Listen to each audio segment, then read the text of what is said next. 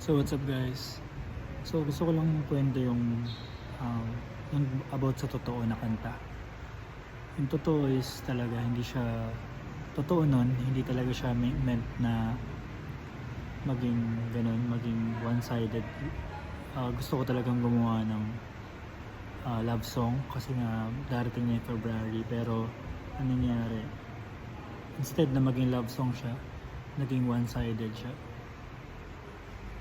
Siguro kasi dahil din sa tunog, dahil din sa ito pala yung bass na ginamit ko nung time na yun, nag-record ako ng totoo. Yung ginawa ko lang siya sa bahay, pero yun nga, fun fact lang about that is hindi ko siya miniment na maging one-sided story. It's just that yung chords and yung progression din napunta yung story. So yun lang, konting kwento lang about sa kantang totoo. Stream nyo pala yan sa Spotify na. And salamat sa suporta. Support local as always. God bless you guys. Bye.